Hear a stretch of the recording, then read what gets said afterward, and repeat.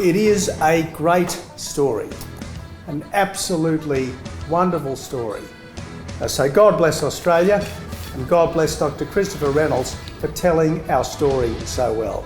Ladies and gentlemen, please make him warmly welcome Dr. Christopher Reynolds.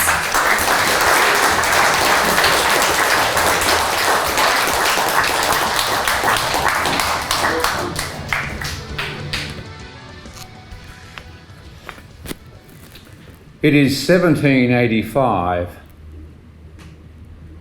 The French are preparing for war again. They have sent Count de la Pérouse into the Pacific to scout around for a possible French site for a settlement. The British East India Company directors are worried. They have complained or contacted Prime Minister Pitt. Pitt must act. But sending warships into the Pacific to splinter a few French vessels wouldn't be enough. Putting another flag in the sand somewhere wouldn't be enough. Establishing a military base wouldn't be enough. What plan could Prime Minister Pitt come up with that the Parliament would accept? And what plan could he come up with in secret? Do you like a good story? Yes. Hope that's not me. When I began this project to write this book, what a capital idea, it started out as a children's book. As you can see, I got a bit carried away with the research. And you're lucky, this is the abridged version. But I thought I would have a look at what was being written about Australian history, so I put a dozen books on the floor just to have a look and get a feel for what was in the content. And as I looked, I very quickly became bored with what I was looking at. I mean, all the books were written on fading bond paper. The words were all pushed together. If I found a fact on one page, I found myself turning back 5 pages to try and get a date that matched the fact. And it didn't take me long to realise that people who call themselves historians actually really like to write novels and throw in a few facts along the way. And I was just sort of, feeling like, there was something the matter. I'd find that one author was repeating things that he'd written in other books, and another one was up to the 5th edition of the stuff that he wrote 40 years ago, but it was the same sort of thing. So I sort of felt like I was listening to the Santa Claus story. The more you tell the story of Santa Claus, the more it seemed like you're going to believe in it. Or it was like watering down your paint. There was just sort of something the matter with what I was reading. So I decided that I, needed to have a look at this. But I remember what set me off is I was reading something by Manning Clark, and he was talking about John MacArthur. And he said, as he lifted the Shiraz to his lips, he pushed back in his chair and stretched his legs across the banister and watched the sun setting over the gum trees and pondered the price of wool on the London stock market. And I thought, oh, yuck. I thought, he spent so much time out of Australia, being exiled from the country, he was probably only home for the weekend. He made not a great Shiraz, but a really rough red claret there on the Cumberland Plain. His house faced east and he couldn't have seen the sunset, and it probably rained that day. And I was reading, what is this stuff? And then I was reading Keneally, and I got to the point that what Keneally was writing was just wrong. And I just got angry. And I slammed the book closed, I swore at him, I turned around and threw the book in the bin. I'd had enough. Well, that didn't work out well for me. It turned out to be my wife's book and I had to take it out again. But I decided that I needed to redo the research. Really do the research. I wasn't interested in the secondary sources. I wanted to get to where things started. I wanted original documents. I wanted the diaries. I wanted the legislation. I wanted newspaper reports. And I got back documents that are referred to in this book for 300 years, 330 years is the oldest. Many are 200 years, 150 years. take up a good percentage of the 300 references out of the 600 books and articles that I read. So when you look at the references, it's astounding how many ancient, if that's the right word, old references that I've got in this book, because I was just fixated that I needed to do something to get into this. So I set myself 3 tenets for this project. Firstly, history is history. There's no changing it. You can't add to it. If I didn't like it, I would take it on the chin. But history was history, it was the fact. The second one was, I was going to chase the money trail.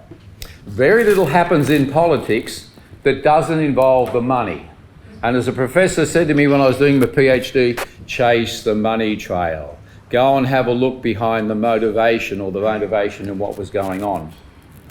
And the third thing was, I was going to look for the situation. For my theological training, there was a concept called Sitz in Leben, which means situation in life. And I wanted to know not just who was there, but what the motivation behind what was happening was. So with these three tenets, I set out to treat everything as but a clue. First Fleet, it's only a clue. Convicts, it's only a clue. The Gold Rush, the Constitution, were but clues. And I was going on a treasure hunt, looking for those clues. And I had such fun. I couldn't believe the things.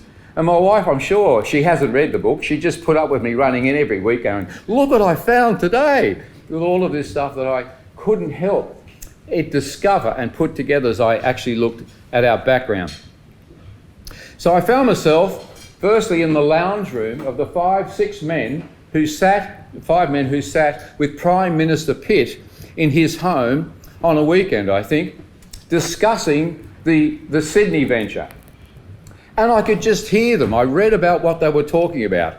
Oh no, said one, I don't think we can have slavery, in Australia. We can't have that. I mean, Wilberforce and Wesley are going to be most upset if we don't do something about slavery. And of course, money is the root of all evil, said another one. We have to do something. No money in the colony, of course. We'll give them land and give them supplies, of course, and set them free. They can have their wives and children and give them more land. Of course, they have to have Sundays off to go to church and only work 5 days a week. Oh, yes, and we'll have to do something about Philip and, give him a bit of power, if you're going to go down to the colony. And as I was listening, reading about what these men were talking about, I could just hear one of them say, oh, yes, what a capital idea. We'll all go off to Australia. And I thought, there's the title of the book. What a capital idea. And I got into the Constitution and the Gold Rush, the Constitution. And I thought, oh, that's going to be boring, isn't it? I'm going to go to the Constitution. And I discovered Andrew Inglis Clark from Tasmania, the Attorney General. And in 1891, he showed up to a convention, constitutional convention, and he slapped 96 clauses for a constitution on the table and said, how's that?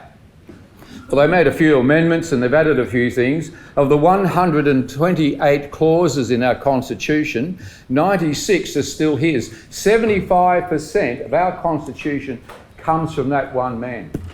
And he said, oh, you're looking for a name. How is the Commonwealth of Australia? And while they were pondering that, he opened his satchel and he pulled out an old rag and he held up the flag and he said, what about this for flag? And our Australian flag comes from that one man, the name comes from one man, and so does 96. And I'd never heard of him. I told you I was listening to a Santa Claus event. I was just not getting the depth of what was really going on in Australia. And the Gold Rush. The Gold Rush, this was the greatest gold rush we have ever seen in history. In 1852, 150 ships pulled into the London docks in 1 year, laden from Australia with nothing but gold. And the rush was on. They couldn't get here fast enough. There was a new ship, a clipper, and we had to get on the clipper. People went past the South Pole to try and get round here. I mean, some froze to death, they took their chances. But I wanted an image of just the excitement of coming to this country with all of its opportunities.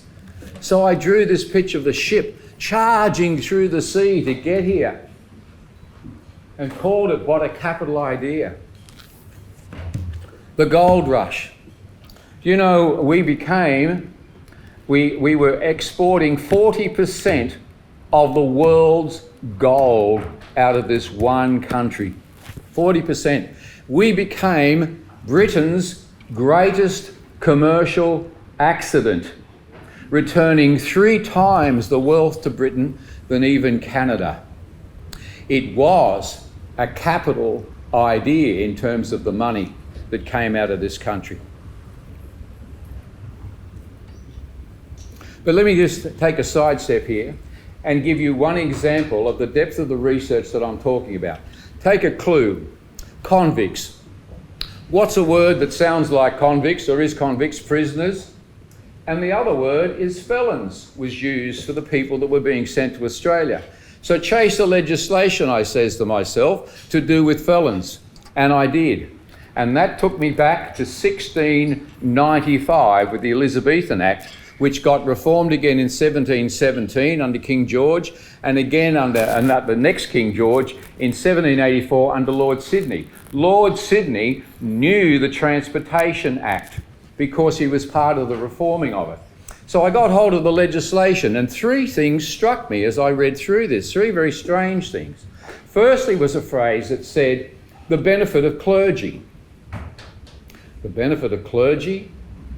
Well, the benefit of clergy was when a clergyman was brought before the court and they could actually claim, let's say, drunken and disorderly. I'm trying to think what a priest would be arrested for.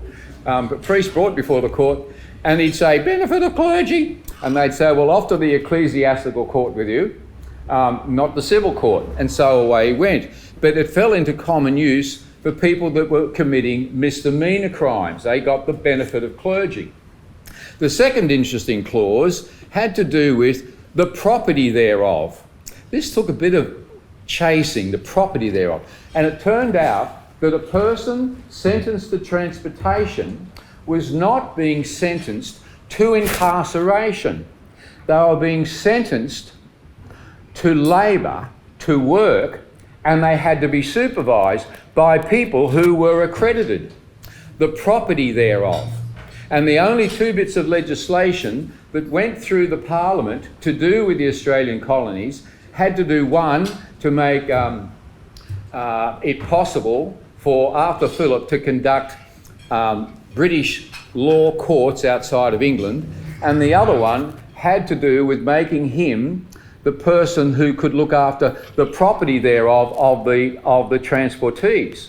So he then became the person, the overseer of their work. What we missed, I'm going to step sideways, because he was overseeing these people that had 7 and 14 years marked on their, whatever, the T-shirts or something, what he actually did, it was only a marker, because by the time he left 5 years, in being in Australia, 85% of the convicts on the 1st, 2nd and 3rd fleets had been set free. 85%. So they weren't being sent to incarcerated. The third thing I discovered was this odd clause that said, if a person is between the ages of 15 and 21, they could volunteer to be transported. And I thought, you volunteer to be transported? I've obviously got the wrong idea. How can you? Oh, please send me. I lost it. So I had to stop what I was doing and do the sits in Laban thing. What was going on? Now we know, we take a few minutes to realise, it was the Industrial Revolution. It was massive. Britain became the greatest, wealthiest industrial country in the world. The money, the wealth that poured in and out of England. But it came with all the buildings and the middle class, but there were also the slums and people who didn't get on well. And so this legislation had to do with trying to help these people get out of the life they lived in. The other thing that we don't realise is that this was also the period of the great Wesleyan revivals, Methodism, John Wesley, all over England. Hundreds of thousands of people across Britain became Christians, millions across America. And it was in that context of understanding Christian values, that these 5 men sat, enlightened men, and pondered what to do in this new colony. Oh, of course, they don't need money, we'll give them work and let them have farms. And they actually were looking to give people a second chance at life. And we don't understand the legislation or the people that came here unless we understand that. And someone pointed out to me, it probably comes from a verse in the Bible. Ephesians 4:28 says, "If he is a thief, let him be given work, that he might be reformed from his ways and help others." And I think that that was actually what the legislation was all about. So then I got to write all that up to try and reframe the way we understand who these people were that came to Australia and why so many were just set free, like George Gibb, the butcher that got arrested in Newcastle for selling horse meat in his butcher shop. And they sent him out to Australia, but within weeks of being here, he was running another butcher shop. And I found the location. I couldn't believe I found a map, and I found his house. But there behind the house was a stable. A great story, George Gibb.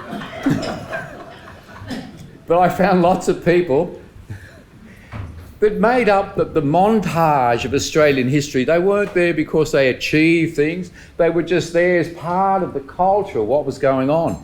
And I thought, well, I'm going to put them in the book. At the end of every chapter, I'll do an interesting character. And I've had such fun writing up all these little stories about people because I think they're all part of it.